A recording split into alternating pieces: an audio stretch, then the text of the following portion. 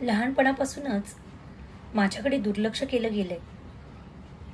माझ्या कोणत्याच गोष्टींकडे त्यांचं लक्ष नसायचं.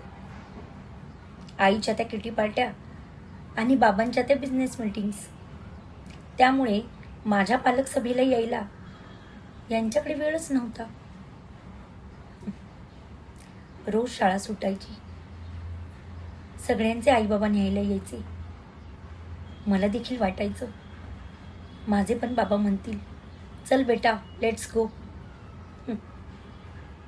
नाही, मला न्यायला यायची ती गाडी, त्यात असायचा ड्रायव्हर. तो मला घरी घेऊन जायचा. घर घर ते कसलं, त्यात घराचा मालकच नसायचा. असायची ती सगळी नोकरदार मंडळी.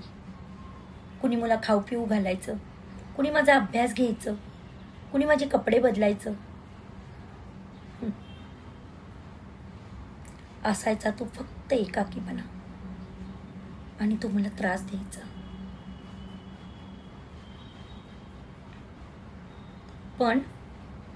पण आता मी मोठं झालोय. मला देखील माझी कामं आहेत, मला देखील काही जबाबदाऱ्या आहेत, आणि म्हणूनच मी त्यांना वृद्धाश्रमात ठेवलंय. जीवनाचं रहाटगाडगं असंच चालायचं.